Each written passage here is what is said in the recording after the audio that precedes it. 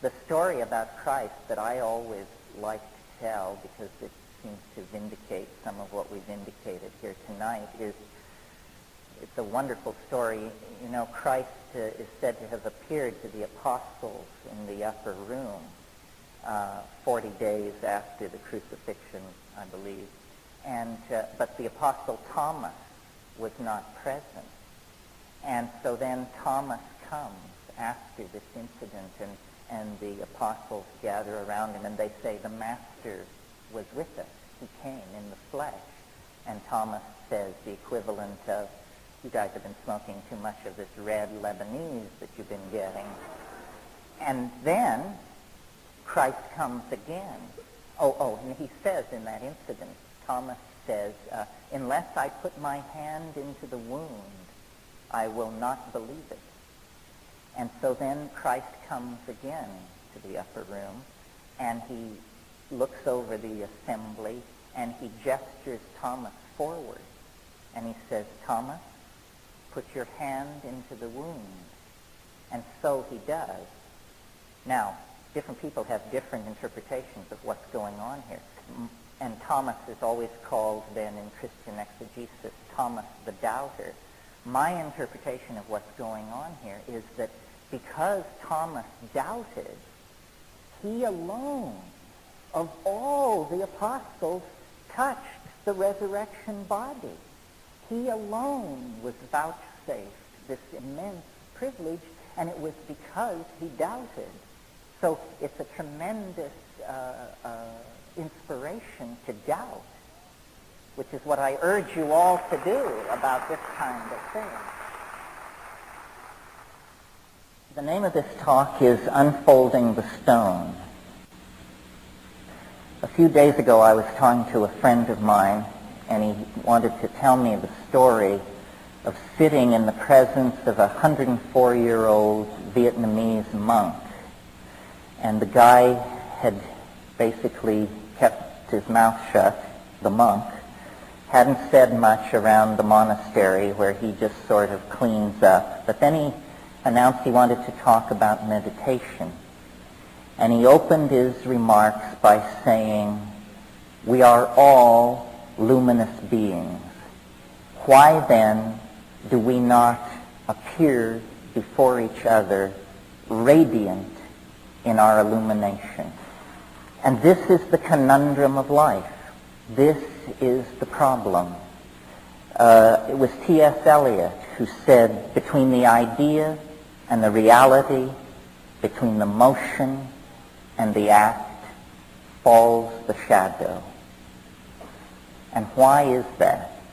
As psychedelic people, this is the problem that we grapple with in our own lives and when we look out at the world. You've heard me say many times, we have the vision, we have the money, we have the technology, but why can we not then appear before each other as radiantly luminous beings? And why cannot we reclaim our planet from toxification, disease, overpopulation, bonehead politics? You know the list. What's the hang-up here? What is the problem? Why is perfection so distant? Well, what I've learned from life and vegetables and travel and books can be summed up in two Greek words. It's the central message of the philosopher Heraclitus. And he was always my favorite philosopher, but whenever I would read about him, he was called the crying philosopher. And I had to live to be 44 years old to understand the poignancy of Heraclitus' message. He said, in a nutshell, Pantit rea, all flows, nothing lasts, nothing is permanent. And this is the hardest message life has to teach. Because what it says is, your joy is transient, your anguish is transient, your fortune, your home, your dream, your moments of great ecstasy, your moments of great insight, your moments of great empowerment, everything is flowing through your hands at the moment that you are aware of it. William Blake, who in a way set this engine going a couple of centuries ago, said, what is the price of experience? Is it bought for a song or wisdom for a dance in the street? No. It is bought with all that a man has. His wife, his home, his children. Now, this is not a pessimistic message, and William Blake was not a pessimistic guy. He was the same guy who told us that if we could but cleanse the doors of perception, we would perceive the world as it is, infinite, in a grain of sand. How can we take this poignancy, this sense of impermanence, and weld it into something which is paradoxically indestructible and has meaning in our lives and gives us not only the strength to carry on, but the power to be exemplars, the power to stand up before other people and let them then feel the power of vision in the paradox of permanence in the face of the need for indestructibility. Well, to answer that question, I felt that we had to leave the narrow confines of 20th century thinking, and we had to reach back into the byways of human thought that have been, by most of us, somewhat passed over and forgotten, because after all, modern life makes great demands on us. It's enough to just keep your checkbook balanced and your insurance paid. We can't all spend our time delving in the libraries of the noetic and Gnostic and Hermetic and magical traditions. But I thought it was worthwhile to talk to you about this tonight because we have been through such a difficult 10 months. And it was also Heraclitus, the all flows guy, who said, all is war, all is war. And what he meant was everything occurs in the presence of its opposite, and out of that there is generated the friction, the heat, and the light that all comes together in an indissoluble package as part of life. So what I want to talk to you about tonight, and how it relates to unfolding the stone, is the notion of alchemy of all things. Alchemy, as I'm sure many of you know, is really the secret tradition of the redemption of spirit from matter. But many of you may imagine that alchemy is simply a discredited pre-scientific obsession of unbalanced minds interested in changing base metals into gold, lead into the stuff of commerce. This is the benighted reputation that alchemy has acquired in a century so given over to the literal and the material and the non-spiritual that it's lost all touch with the adumbrations of meaning that vibrate behind the perceptions of the alchemists. The central conception of alchemy is the conception of the philosopher's stone. What is it? It's the universal panacea at the end of time. It's the chocolate cake that your mother made once a week when you were a child, the panis supersubstantialis. It's all things to all men and all women. If you are hungry, you eat it. If you're dirty, you shower under it. If you need to go somewhere, you sit on it and you fly there. If you have a question, it answers it. It's something that the human mind senses in itself and related to, invoked, worshipped over centuries before the slow rise of the patriarchy and rationalism and materialism turned it into a myth, a fairy tale. It is not a myth or a fairy tale.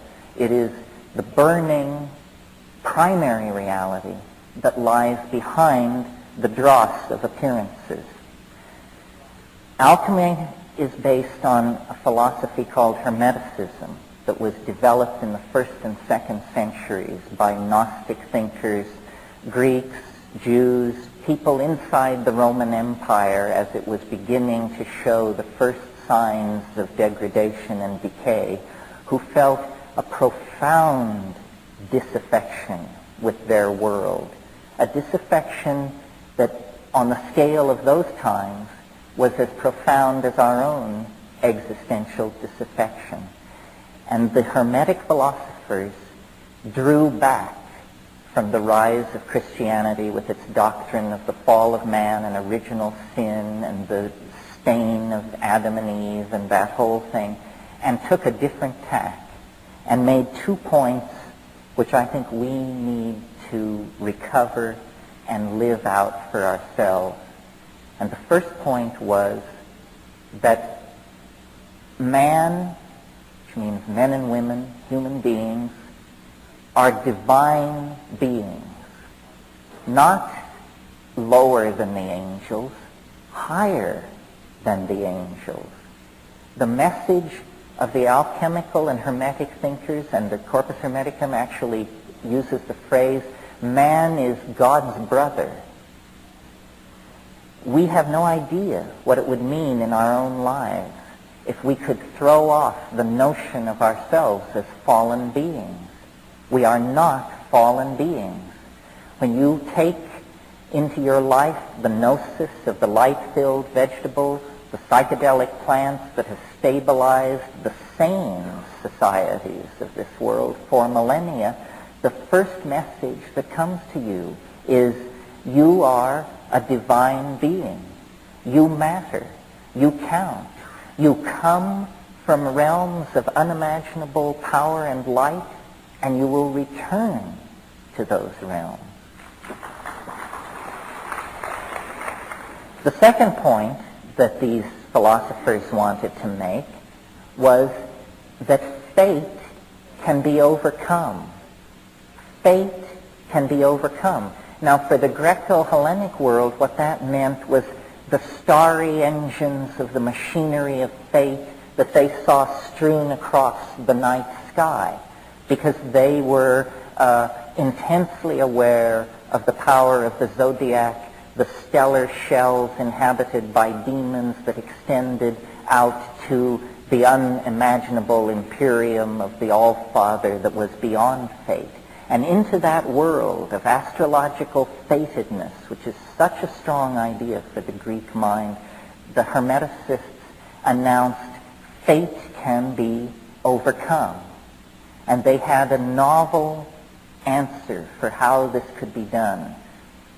It can be done through magic, a word not often enough heard in the present world.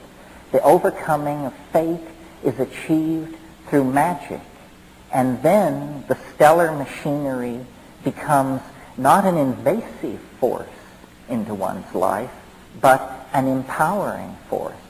Now, some of us may believe in astrology and some of us may not. We are all strongly influenced by the notion of fate, of our powerlessness in an existential world. Jean-Paul Sartre said nature is mute, and we, embedded in the media-dense, message-dense, programming-dense matrix of these hyper-societies that we have created, often feel, I think, like hapless atoms, running endlessly according to the blueprints and programs of unseen masters, whether it's the banking industry, Madison Avenue, whoever. We tend to disempower ourselves. We tend to believe that we don't matter. And in the act of taking that idea to ourselves, we give everything away to somebody else, to something else.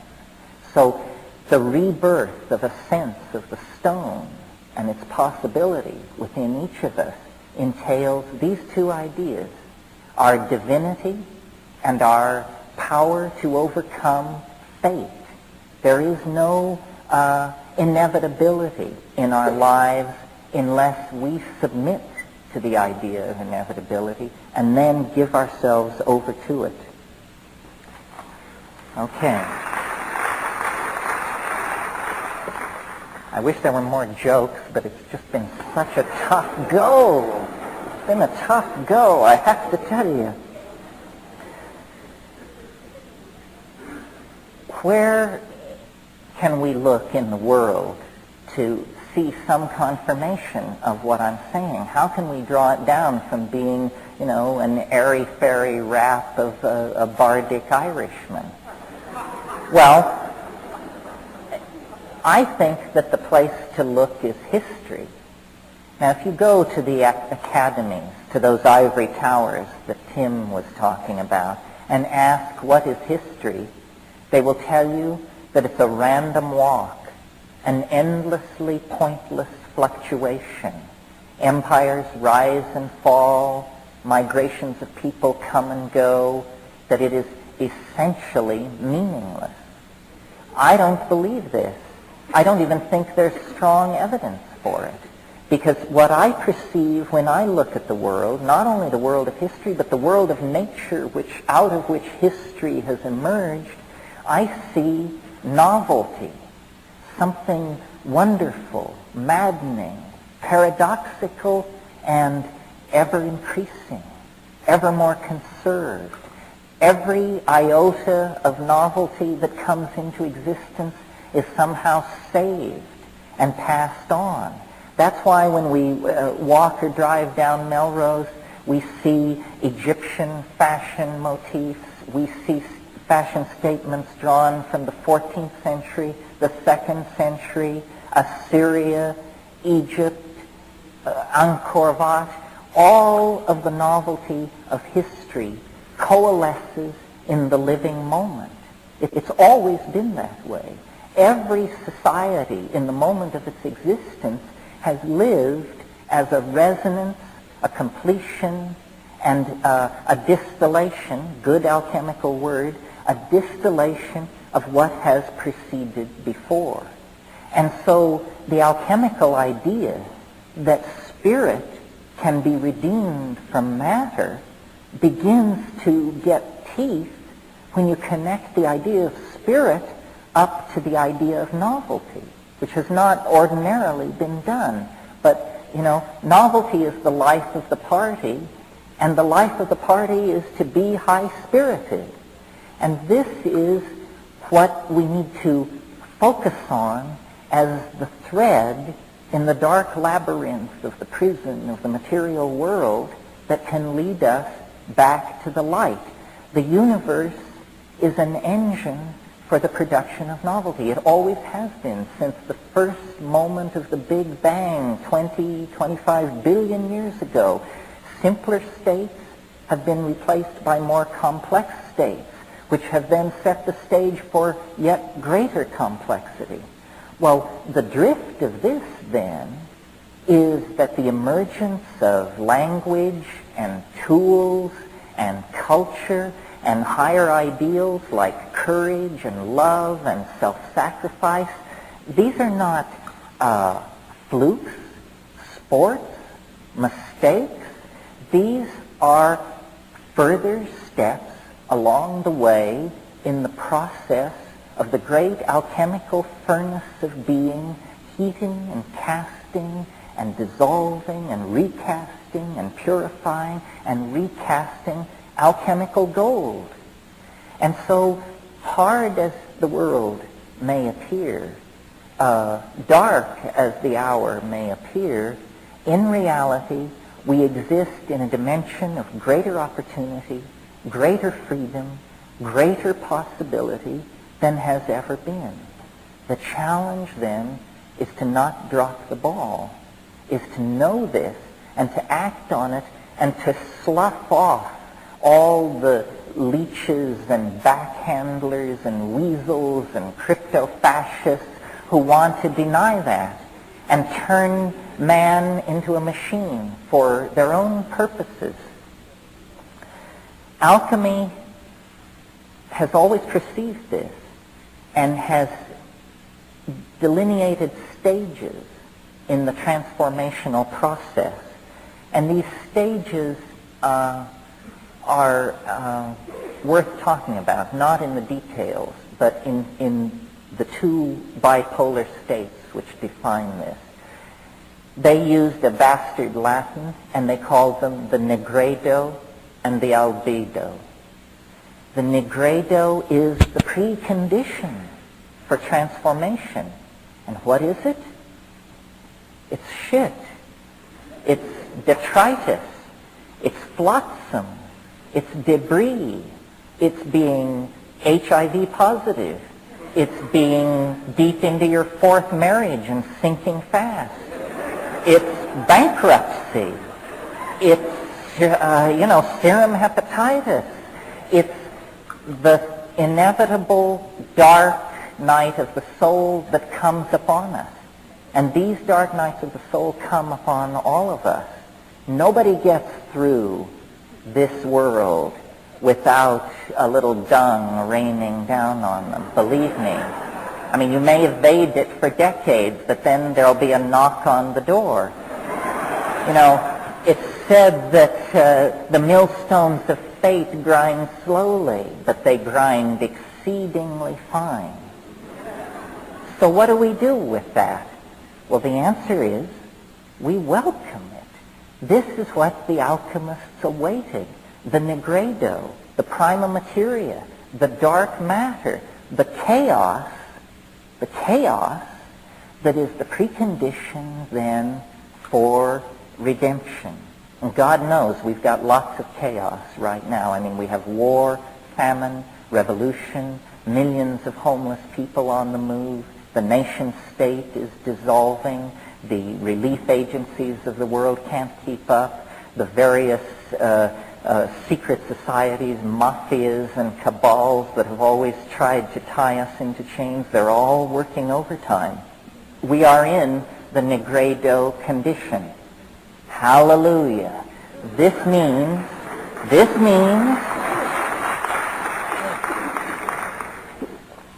that the kissing has to stop, but the fun can begin, the real fun.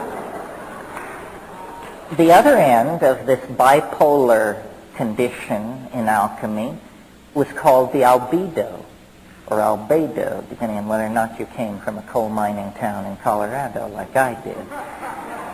The albedo, the whitening.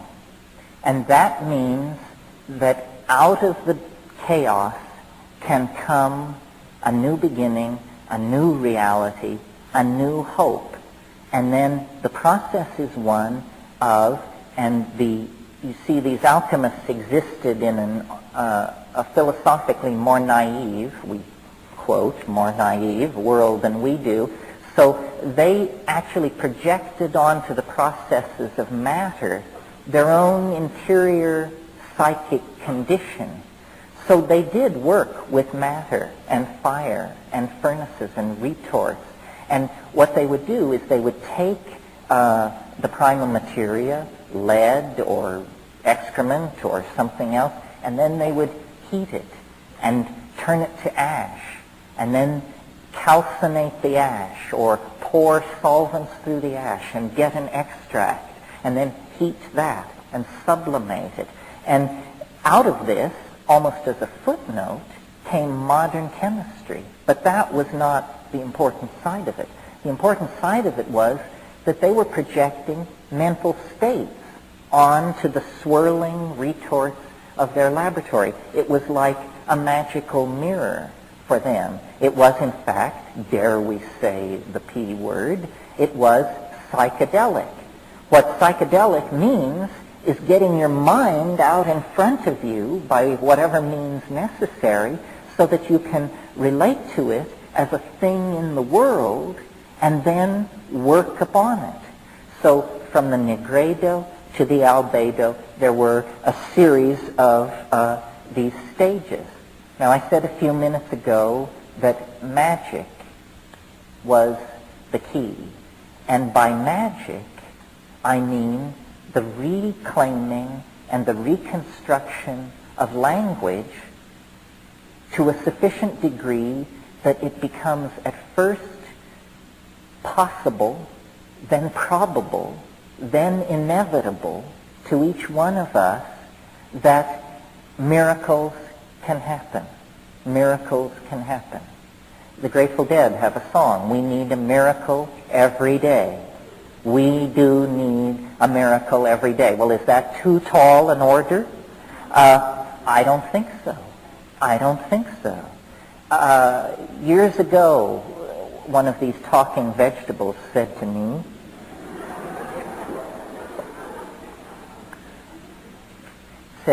"Mind conjures miracles out of time." Out of time. Time is the prima materia on which the alchemical process works.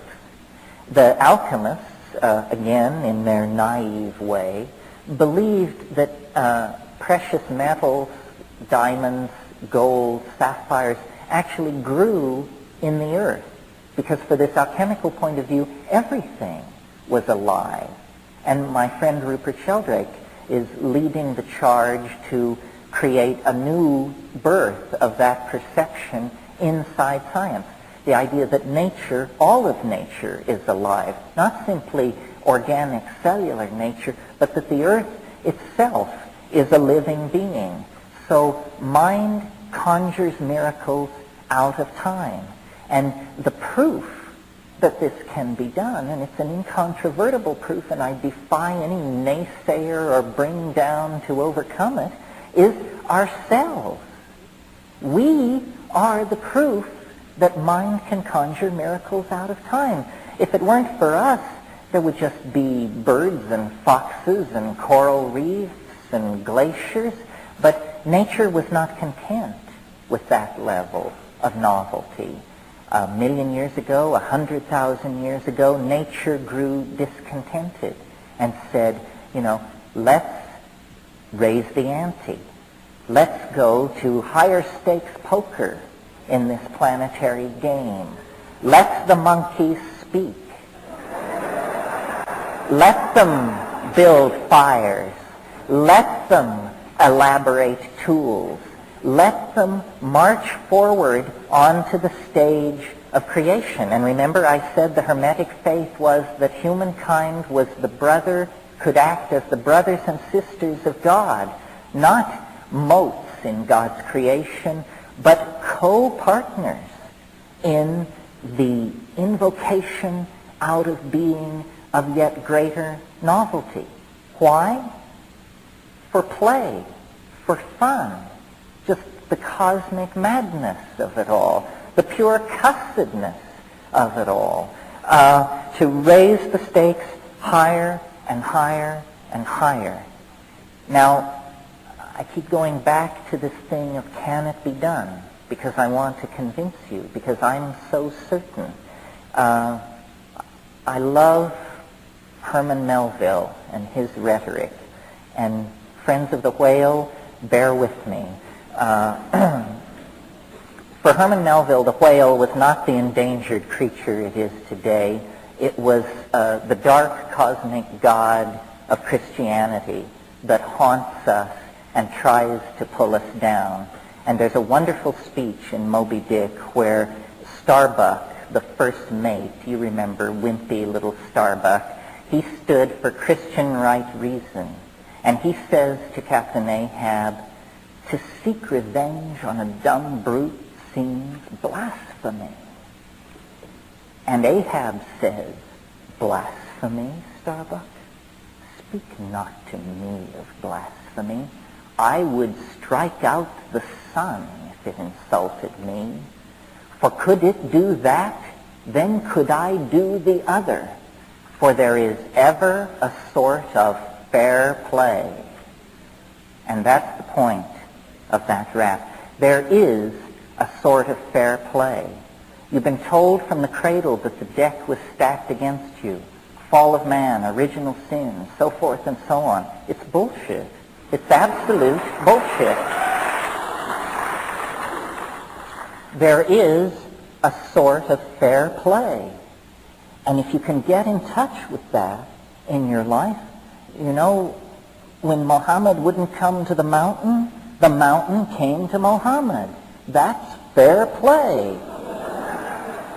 And if you can have that perception, the world will begin to work for you. It will begin to move toward you as the mountain moved toward Muhammad. The mushroom said to me once, nature loves courage. Nature loves courage. And I said, what's the payoff on that? And it said, it shows you that it loves courage because it will remove obstacles. You make the commitment, and nature will respond to that commitment by removing impossible obstacles. Dream the impossible dream, and the world will not grind you under. It will lift you up. This is the trick. This is what all these teachers and philosophers who really counted, who really touched the alchemical goal, this is what they understood. This is the shamanic dance in the waterfall. This is how magic is done. It's done by hurling yourself into the abyss and discovering that it's a feather bed. And there's no other way to do it. This is why I have always taken the position that as modern people, you know, we can't go out and set armies marching or launch religions, and who would want to anyhow. But to the people who say adventure has fled, it's all humdrum, I just know, you know, that they have forgotten the 5 grams of psilocybin sitting in their refrigerator. I mean, Magellan may have had excitement rounding the Horn, but you in your living room later tonight can put him in the shade if you have the courage to do the things that are necessary to do. And we know what they are. And of course, the first thing to do is to tell society to fuck off, because they don't know what's going on.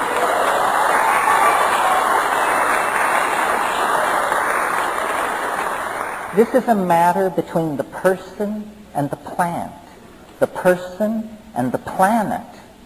And all the detritus of history, all the games that people have tried to lay on you, you know, they just want to get you down in the ditch that they're in. We know this because Aboriginal societies have never broken the faith. The living gnosis is still there, not for people who paint themselves blue and dance around buck naked, but for us as well. But it takes an act of courage, not a weekend at Esalen, not a trip to the ashram where they tell you that if you'll sweep up for a dozen years, then they'll hand on a whammy. No, the speed with which you can reach depth is under 45 seconds if you know where the elevator shaft is. And you do. I don't have to tell you. I've been telling you.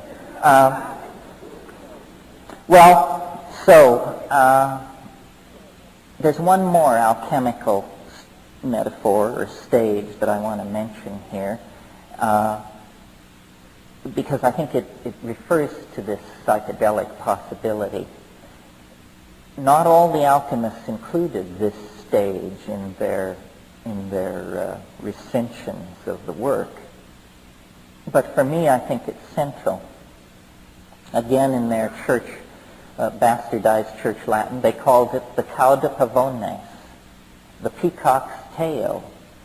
Now, the physical basis of this is, if you've ever played around with metal and fire, you know that there are certain metals that when they pass through a certain temperature range,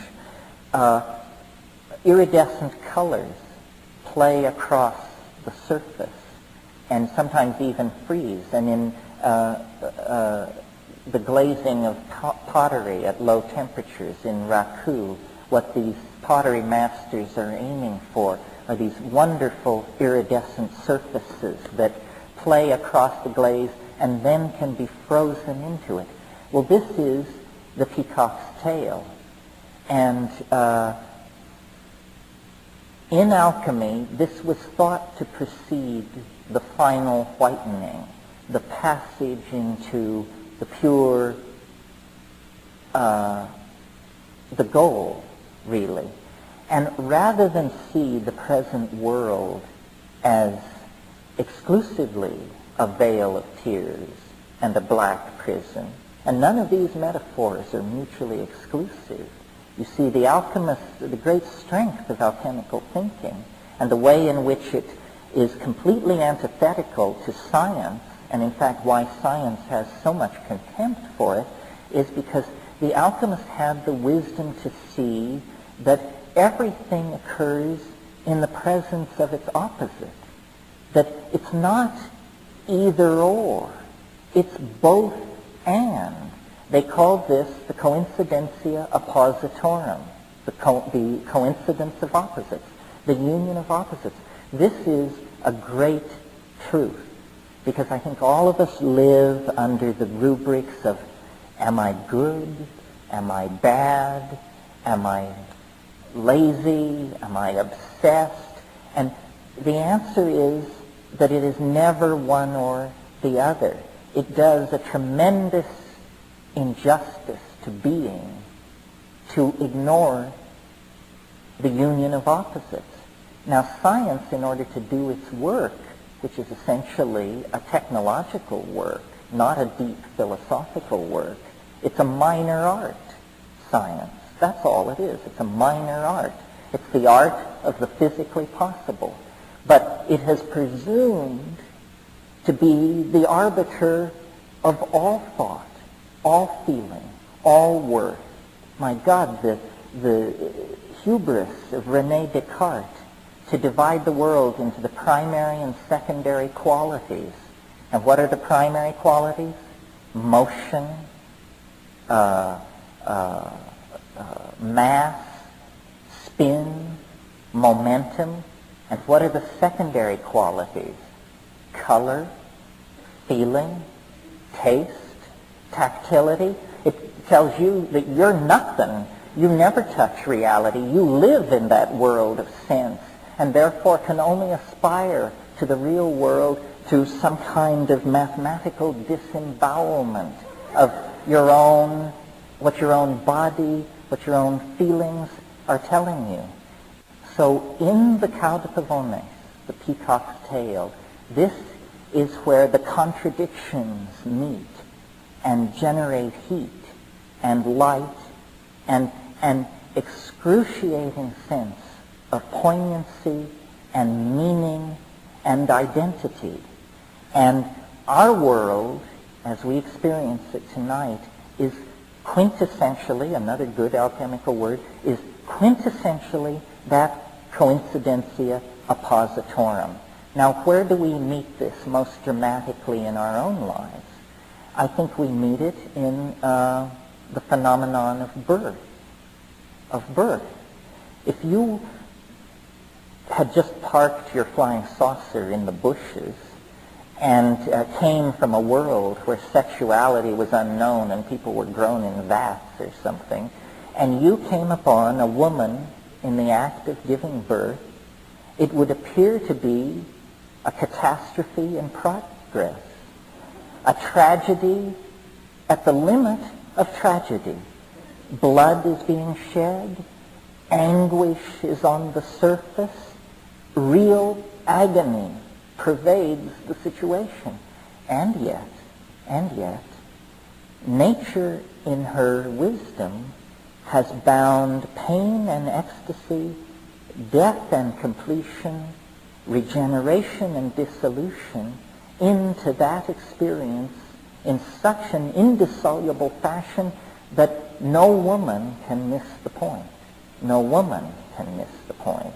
Unfortunately, men have traditionally averted their eyes. This has gone on in a hut at the edge of the village. Nobody wanted to be there. Maybe the shaman would be there, but he was loaded in order to be there. And The mystery of mysteries goes on outside the sight of men. Now, in our world, we are caught in this kind of metaphor. A cosmic birth, a birth of planetary scale is underway. There is agony. There is no doubt about it. I remember an embryologist who once taught me pointed out that the fetus in the womb is literally sculpted by the hand of death, that the immature hand of the fetal organism is a webbed claw, and that it isn't that the flesh retracts to form the human hand, it's that the cells in between die and slough off into the amniotic fluid and are carried away. The fetal child is literally sculpted into life by the hand of death. And our world is in this kind of a circumstance. There are no rational solutions at this point. We are now in the hands of the miracle makers, the shamans, the mind of the planet, the life of the ocean, and the atmosphere. And it's going to get tougher.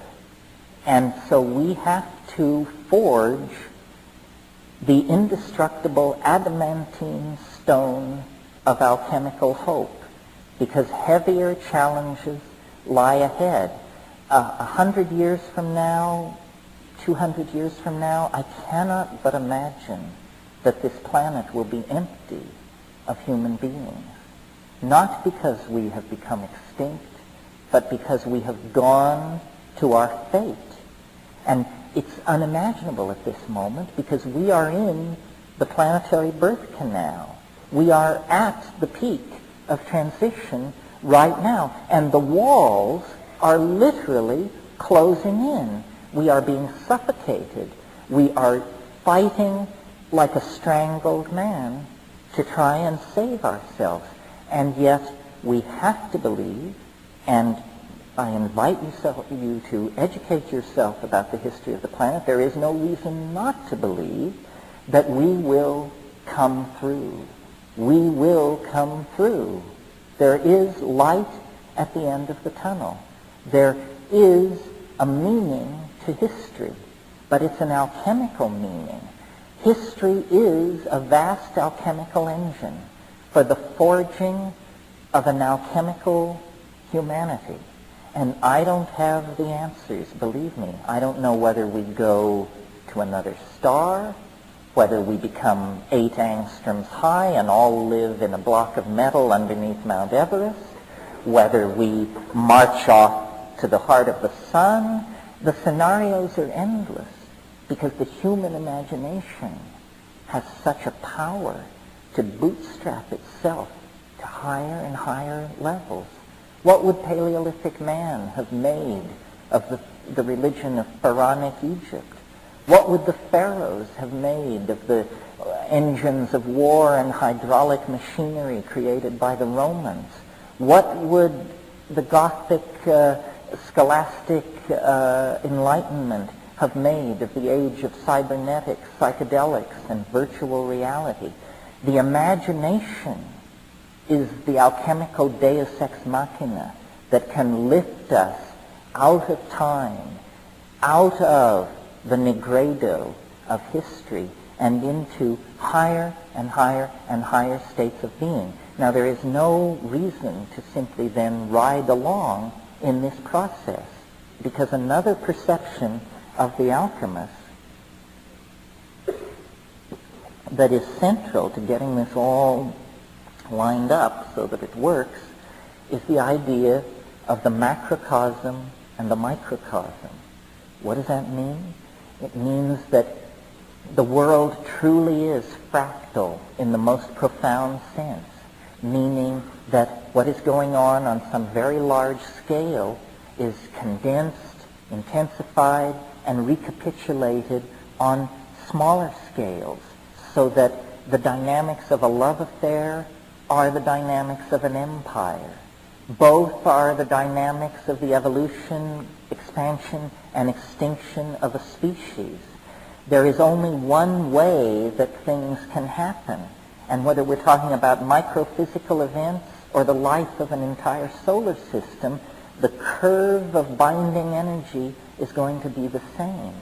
So that means that this redemption of spirit from matter, that is the historical process that we are embedded in, we can do our part by working on our small section of this, which is ourself.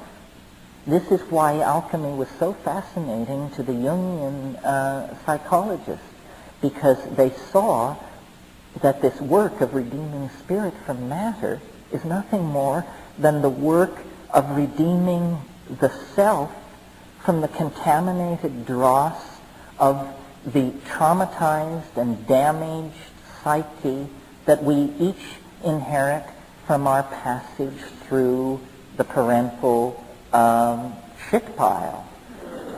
We each have that gift to deal with. That negredo is within ourselves, and this is why we're in therapy, and this is why we take psychedelics and meditate or do whatever we do, because we all have this dross within us, and this is a great gift. It means that we can begin consciously the process of distillation and sublimation and casting of ourselves into that golden being, that luminous creature that this 104-year-old Vietnamese monk sensed and evoked to my friend. But it's more than that. We do that alchemical work to perfect our own sense of the union of opposites, our own sense of the presence of the living alchemical stone within, in order that we may then participate, act in, and be part of the transformation of the planet. And it is an immense transformation. And there is no reason to doubt it, because the emergence of organic life from what preceded it is as dramatic a miracle as anyone could imagine. The emergence of language from mute bestiality, which is only 100,000 years in the past, is as dramatic a miracle as anyone could imagine. The emergence of a planet instantaneously unified by electricity and media is, and this is only 50, 60 years in our past, it's still going on, is as dramatic a miracle as anyone could imagine.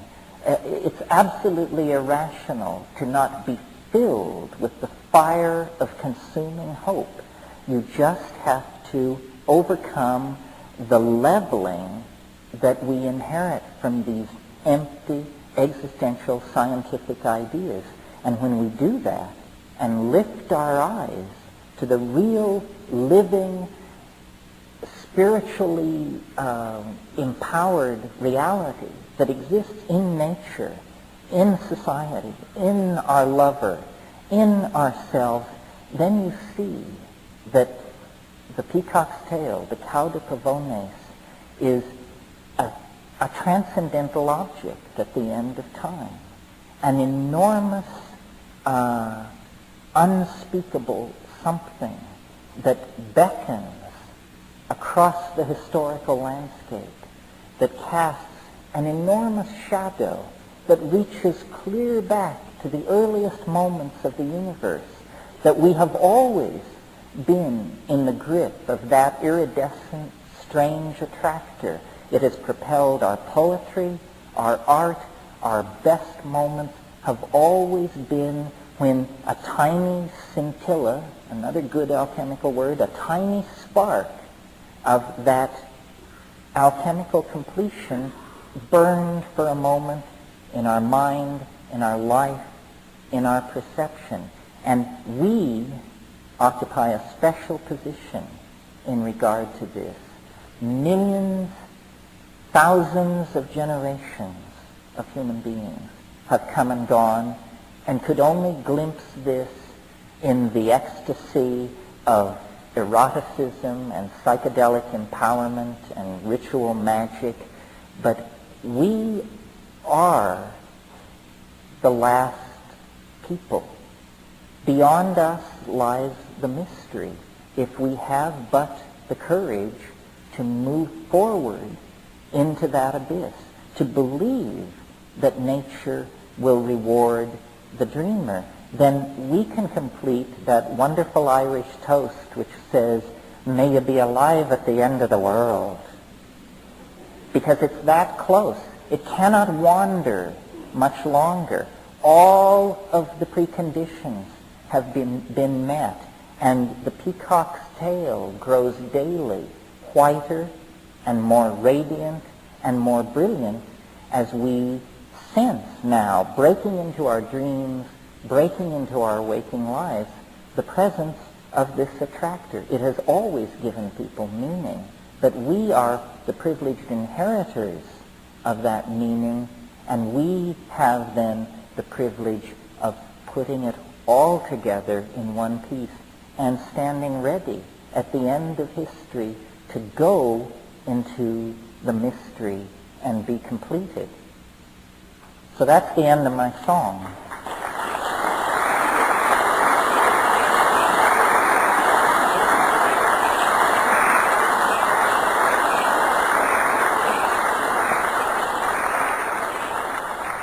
Take a break, and we'll be back in 15 minutes, and if you've got questions, and God, I hope you do, we'll deal with them. Thank you very, very much.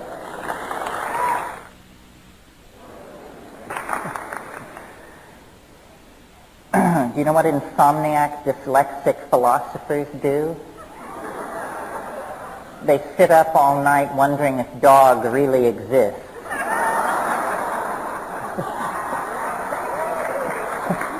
It's also an intelligence test. Also, I'd like to point out to you, just to keep you current, that Nina Graboy, who is an old friend of mine and of Tim's, has a new book out called One Foot in the Future. And this is a lady who lived a life that went from the center of Nazi Europe to Millbrook and beyond. And it's a wonderful book. It's out in the bookstores, and I just call your attention to it. Okay, let's have some questions here. Okay, can you hear me? I can hear you. This is not a joke, I'm afraid. It's more serious again. I believe that among the fundamental rights that people have to fight for self-empowerment, one of them is the right to commit suicide, just like the right to take psychedelics and all that. And I'm wondering if in your world travels you might have come across some wisdom about plants that people have taken for, say, relatively easy suicides, like hemlock, or what you know about them. Well, with your point, I mean, I think people should be free to do whatever they want to do with themselves. The classic answer is obviously the poppy. Opium and its products, this is the modern instrument of dying, is morphine injection unto death. In the Minoan civilization, the fascination with poppies reached such a proportion that when they translated the Linear B texts, at first they took the symbol for poppies as the symbol for wheat, because the tonnage that was being recorded as being produced and used was so huge. So yes, the waters of Lethe, the waters of forgetfulness, the poppy will carry you to the gates of death and beyond, if that's your intent. Now, just back to the issue of empowerment, usually any derivatives of poppy, you have to go through doctors or authorities. In fact, just aside here, people who are dying in the hospitals, I understand, they don't even give morphine anymore. Well, why bother with the derivatives? The poppy grows. It's still a relic ornamental in many suburban gardens. I noticed in someone's garden recently poppies that had been as expertly etched as if we were on the highlands of Laos. So the gnosis of it hasn't died. You're right that the heroin and morphine are extremely controlled drugs. But again, the poppy is there. If I were making drug policy, I would promulgate what I think of as the Vegetable Drug Act and simply say plants are legal. Right. All plants should be legal. People hold up opium as the scourge of mankind, and yet it was used medically for 3,000 years, and it was only in 1603 that the British physician John Playfair was the first person to notice that it was addictive. So it took 3,000 years of using it before anyone actually came to grips with the fact that it was addictive. Can I ask you quickly about hemlock? What do you know about that? About what? Hemlock. I know about it. I think it's a rather painful way to go, Really? actually. I go back to the opiates. Because some herbalist told me it wasn't. Well, it will deliver you into Charon's boat for sure. But your impression is that it's painful. My impression is that the poppy would be the way to go. Okay, thank you.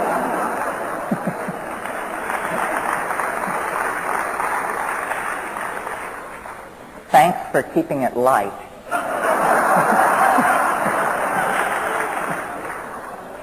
Yeah. Hi, Terence. My name is Joao, and I was born in South America, in the Amazon. And after that, I went to Germany to study chemistry, thanks to Sandoz Basel. And in Germany, I think people think of in a way that you want to educate the society. This is an alchemy society, and in a way, I guess we learn. For example, Jesus Christ was one of the first alchemists, and the Romans tried to make a mock of him because he was saying, they put a sign on the cross saying INRI, and people said, oh, this is Jesus Nazareth, and it was not. Was the Latin word that we learn in chemistry was igne.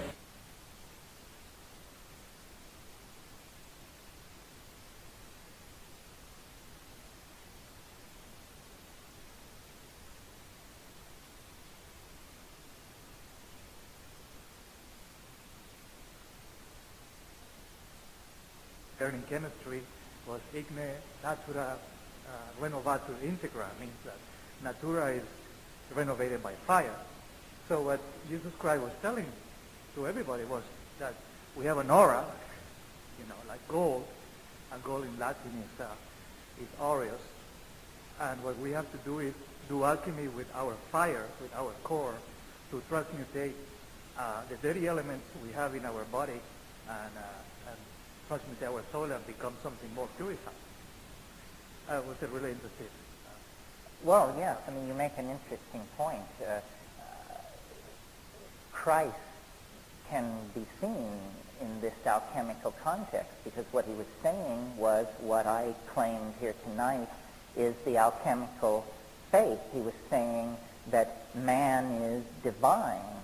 This doctrine got raked over the coals by the patristic fathers, but the career of Christ is very interesting because there does seem to be this confluence of elements that hint at a transformation that was not simply spiritual, but that was spiritual and physical at the same time. One of the most puzzling incidents in the Gospels, I can't remember which one it is, but after the resurrection, when the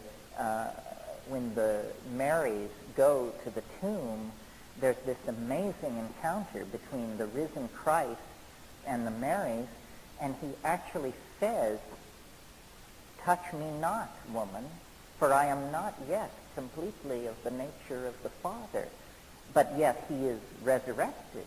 He is speaking. He stands before them alive. But he says, touch me not, I am not yet completely of the nature of the Father. So you're right, there is this alchemical suggestion in the life of Christ. The story about Christ that I always like to tell, because it seems to vindicate some of what we've indicated here tonight, is it's a wonderful story. You know, Christ is said to have appeared to the apostles in the upper room 40 days after the crucifixion, I believe. And but the apostle Thomas was not present. And so then Thomas comes after this incident, and the apostles gather around him, and they say, the Master was with us. He came in the flesh. And Thomas says the equivalent of, you guys have been smoking too much of this red Lebanese that you've been getting. And then Christ comes again. And he says in that incident, Thomas says, unless I put my hand into the wound, I will not believe it. And so then Christ comes again to the upper room, and he looks over the assembly, and he gestures Thomas forward. And he says, Thomas, put your hand into the wound. And so he does. Now, different people have different interpretations of what's going on here. And Thomas is always called then in Christian exegesis Thomas the Doubter. My interpretation of what's going on here is that because Thomas doubted, he alone of all the apostles touched the resurrection body. He alone was vouchsafed this immense privilege, and it was because he doubted. So it's a tremendous inspiration to doubt, which is what I urge you all to do about this kind of thing. On the other hand, I went back to the Amazon to meet my roots there with Yanomanos and Maturitaris Indians for 2 years. I was teaching Portuguese and Spanish. And what I learned from there is that when they take drugs, when they take the herbs, they take it to be good warriors, and that's what my concern in society is right now. That in here, if we take any kind of side substances to the nervous system, we don't understand why we're trying to become a warrior in that way. Well, no, you're right that this Yanomami folkway is definitely about male aggression and this sort of thing. But I also wonder if in that situation they actually encounter the reality obliterating psychedelic ecstasy that comes with when those substances, which are DMT specifically, are purified out. No, I'm not. My method is skeptical. It goes back to the Thomas the Doubter story. It's not a cult of the primitive. It's not a cult of that ancient is best. It's a cult of experience. Direct experience is what needs to be empowered, and you have to trust your own intuition. There are horrifying experiences that can come as a result of plant use.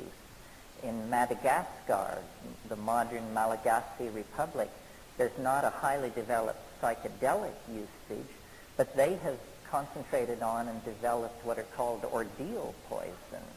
And they have about a dozen of these things. And what these are plants that you take the preparation, you believe that you're going to die, you want to die, you beg to die, and you don't die. Instead, you come through it, and then you're so damn glad that you came through it that it's an ecstasy. Just the mere fact of having lived through it, you see. So, isn't it what we have right now with all the ventilator systems? That's right. That's the same idea. Sure. Thank you. Hi. Once one has acquired the bundleweed, How does he consume it? Technical questions here. Detail freaks, cooks, and recipe mongers. For the benefit of those not initiated into this, it's interesting.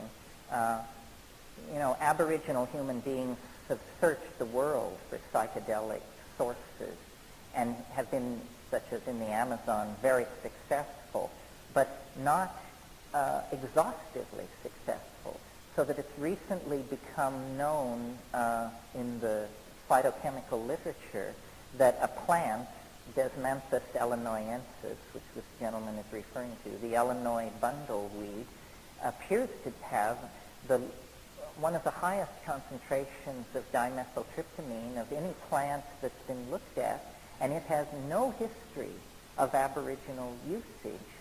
And the question is how to activate this into a usable psychedelic.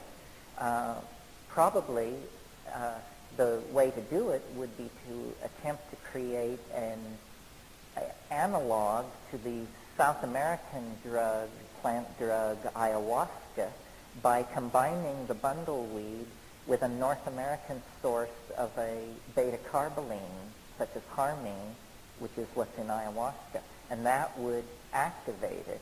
And the obvious candidate for that would be a succulent plant that grows in the deserts of New Mexico and Nevada, Pagamen harmala. And Pagamen harmala combined with Desmanthus illinoisensis in the correct proportions would probably deliver a stunning psychedelic experience. Would you eat it or smoke it? Drinking. You would boil them together. No, smoking you can't. It's too diffuse in these things. No, you would perform an alchemy. You would boil the two for many hours in a large volume of water, pour off the wash, add new water, boil more hours, pour off the wash, combine the two fractions, get rid of the physical material, and drive it down until it looks like thick coffee. But, don't be consumed by your alchemical investigations. I mean, proceed carefully with this stuff because it's going to work if you get it right. In the absence of a scale, how might one measure 5 grams of psilocybin, dry psilocybin? Spring for the scale.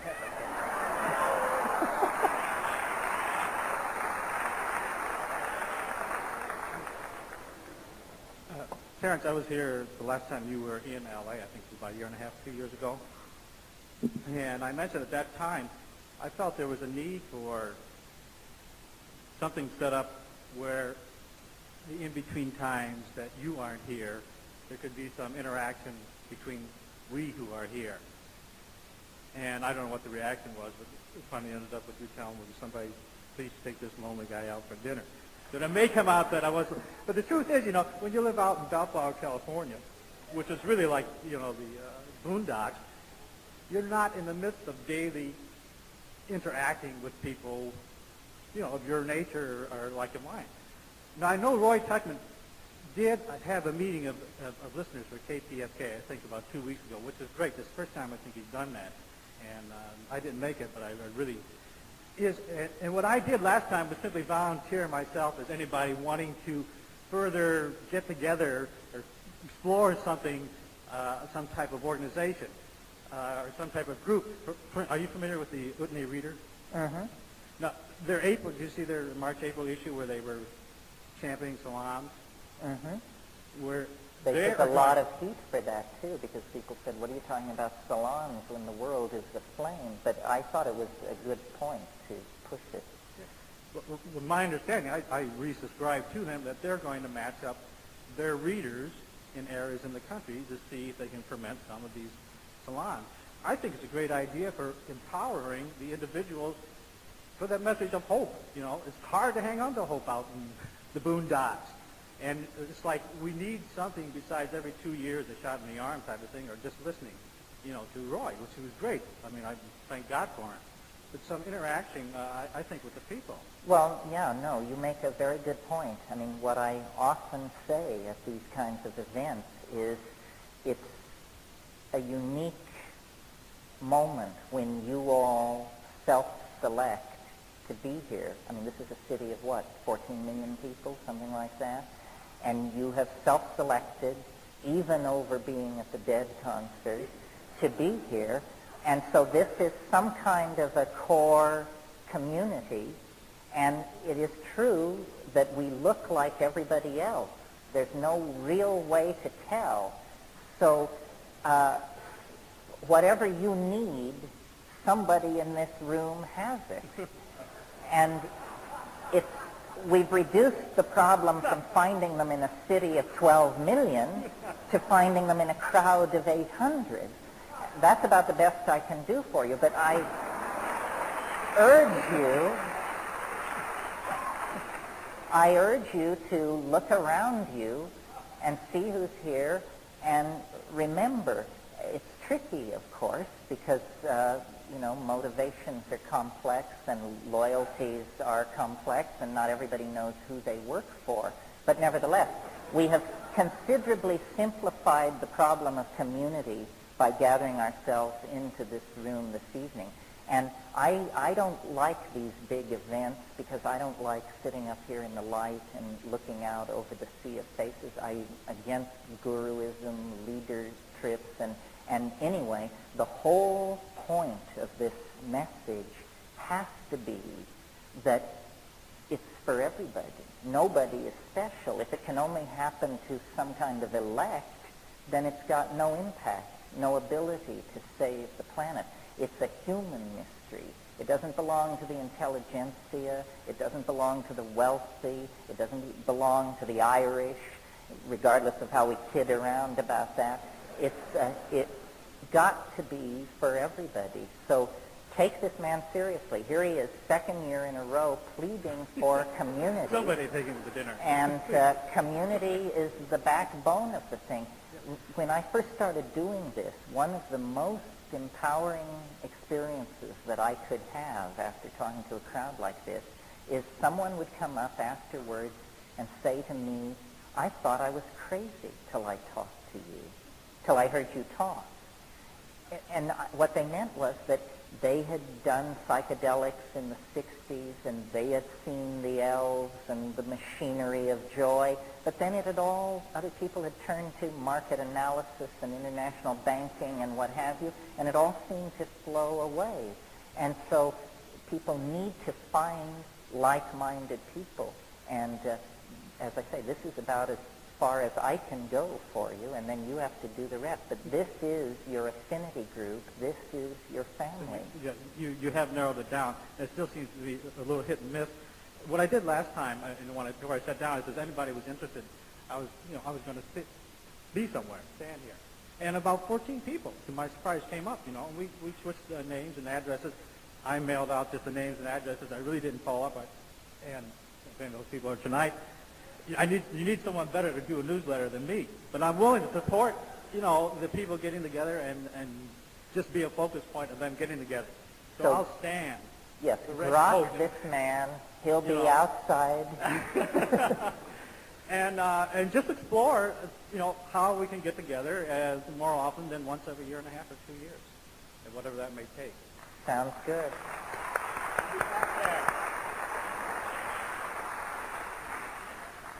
Yeah, Terence, I was interested in your concept of fate. It reminded me of a quote by Jung where he says that fate is doing willingly that which I must do. And I was wondering about this concept of fate. You were talking about the Greeks thought of fate as the one thing that you couldn't go beyond. Even Zeus himself was terrified of the fates, the Moira. And the idea of not being able to pass beyond the physical body, not being able to pass beyond boundaries, that we are bounded by fate, even the gods themselves. And yet you were talking about the concept of the alchemist believing about going beyond one's fate. I find this idea very delicious. I thought maybe you could elaborate on the idea of going beyond one's fate, or this kind of freedom in the Yes, the way they did it, as I briefly indicated but didn't get into, was through magic. And the kind of magic was the following. It was the styles of Renaissance magic that developed in the wake of the translation of this Hermetic corpus. Previously, magic had been sort of as the cartoon image we have of it, the lonely wizard off in the woods grinding up his potions and toads, or that sort of thing. But in the Renaissance, in the courts of the Medici court, people like Marcello Ficino and Campanello, and these people took the idea of astrological associations, in other words, that plants and minerals and odors and this sort of thing could all be associated to given zodiacal signs, and they created a theatrical style of magic, a ceremonial magic where by, say you wanted to counteract a Saturn aspect of some sort, well then by choosing the opposite, the herbs and gems and perfumes associated with the opposite sort of situation and gathering them to you, you could make a model of the universe, a new model of the universe. And they did this in round rooms and built orreries and practiced a kind of ceremonial magic that made them then the companions of princes. And the dark figure of the lonely magician in the woods was replaced by the Renaissance magus, who was manipulating political realities, counseling popes, and taking magical power into his hands specifically for the purpose of counteracting the machinery of fate. It had to do with this idea of if fate is decreed by God's cosmos, but man is the co-creator with God, then by setting up a magical microcosm, the ordinary asterisms, the ordinary influences of astrology can be deflected. And if you're interested in this sort of thing, Dame Frances Yates wrote a wonderful book called Giordano Bruno and the Hermetic Tradition, and there's another book by D.T. Walker called Demonic and Spiritual Magic, from Ficino to Campanella. These are not easy books to find. Try the Bodhi Tree, and William and Victoria Daly down on Melrose can help you out. If they were easy to find, what fun would it be? I mean, part of the quest is getting this stuff together. But that's the basic theory of Renaissance magic, is to create a microcosm to counter the fatalistic machinery of the macrocosm. Yeah. Hi. Hi. I've heard you talk a lot about themes repeating themselves a lot, and one of the things I've thought About what? I'm sorry. themes in history repeating themselves. Oh, yeah. And one of the things I've thought about is popular Western music, how it changes and recreates itself. And I'm just curious about your insight on that, and its role in using music as a language to communicate things in the future and so forth.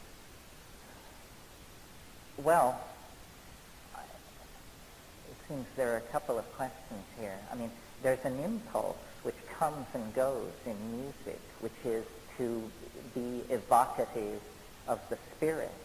I mean, you feel it in Van Morrison, and you feel it in Locatelli, and then you flash back another 200 years and you get it in Johannes Ockeghem.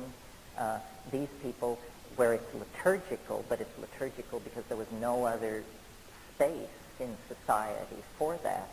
Music, this question really reflects on the previous question.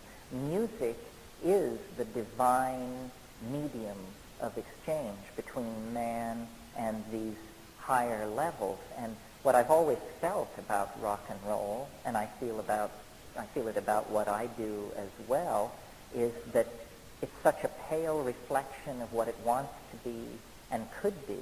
I mean, at a Dead concert, you know, when they get to noodling, you actually begin to feel the dimensions shift, and you actually feel the possibility of a doorway opening into another dimension. This is sacral music in the highest sense of the word, It goes back to the Pythagorean theory of octaves and the mysterious relationship of the shortening of a string to the diminution of the tone, and also resonance. Resonance is a very strange phenomenon, thinking of it in terms of we pluck the string of a cello here and a piano sitting across the stage emits a sound. I mean, this is action at a distance, incontrovertibly, which was always the goal of magic and always what was denied by science as a possibility. You see, we forget that it wasn't until the middle of the last century with Helmholtz and Faraday and those people that fields gained any kind of respectability at all. And the science of the mid-19th century resisted the idea of fields very furiously because it looked to them like magic. The Newtonian model of the cosmos is all little hard balls moving through empty space and reacting in absolutely calculable ways. We now live in a world where, if I had an FM radio beside me, I could demonstrate to you that hundreds of messages are moving through every cubic centimeter of space and time, and we think nothing of this. It seems trivial. But in a way, it's a realization of the magical intent. One of the things I didn't say in the main body of my talk is how, in spite of science's resistance to magical ideas, how thoroughly it has unconsciously realized the major points on the agenda of magic. For thousands and thousands of years, electricity was something that you would see if you took an amber rod and a piece of cat fur and locked yourself in a darkened room and let your eyes adjust to the darkness and then furiously stroked the cat fur, and then you would see a little static electrical discharge. And this was a parlor trick of magicians from the Hellenistic period on. Well, who would have imagined that you could light cities with that? That you could move pictures and sound of political activities and theatrical performances and propaganda from one side of the planet to the other in the wink of an eye with that. Science did that, but it has, in a way, created an entirely magical world which we have grown blasé to because along with it has come some fancy mathematics that I would wager to say there's not a person in this room could fully explicate. And yet, because that mathematics exists, we think that this is all very humdrum. It took Marshall McLuhan to say that the age of electricity was nothing less than the descent of the Holy Ghost onto this planet. I mean, that electricity is the third person of the Trinity. Nothing like dabbling in a little heresy here, but that's the fact of the matter, folks. Let's do one more here, and then we yield to convention. Hi, Terence. How are you? Fine.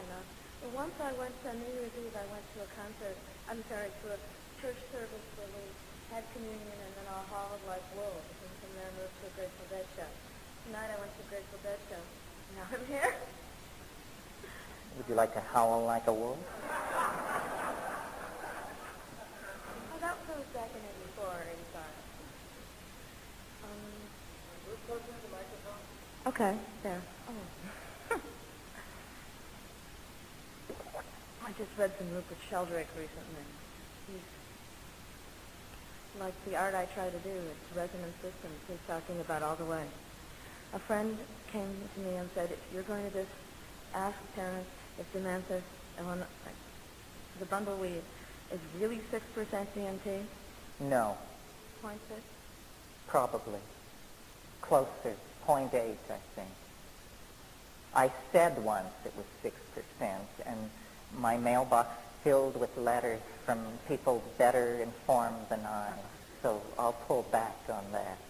Any references that I can on that quantity?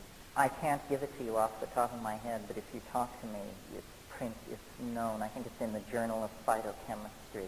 But maybe if you talk to the guy who asked the other question, he's well informed. This obscure plant is certainly getting a high profile here this evening. And since Robert brought up the notion of interacting so elegantly, I would be willing to have a salon if someone is interested. And on the net, on internet, or Usenet, on USC Bang Coriolis Bang D-Band. Very good. So here's another person interested in building community, and they offer the possibility of another dimension of community, which is a computer networking possibility that preserves the anonymity that is very important to this kind of work. I just want to leave you with one story because it sort of fills out the theme and shows how peculiarly the spirit moves and how the coincidentia positorum is present in so many unexpected situations. I think somewhere in the body of my talk I got to dig in at Cartesian logic or Cartesian rationalism. As you know, modern scientific materialism was founded by René Descartes, a French philosopher of the 17th century. But what the historians of science have been at great pains to keep from view is the following story, which is attested to in Descartes' own journals. When he was a young man of about 22 years old, he decided to go soldiering and wenching around Europe, which was something young men of that era did. And he joined a Habsburg army, which was on a mission to lay siege to the city of Prague in Bohemia to suppress what was essentially an alchemical revival. I won't go into the details, but a young prince of the Northern Leagues and his queen, who was the daughter of James of England and was named Elizabeth after her grandmother, had managed to gain control of the empire, had been elected, in fact. He was called Frederick the Elector Palatine. And this Habsburg army was sent to destroy this Protestant alchemical reformation. And it did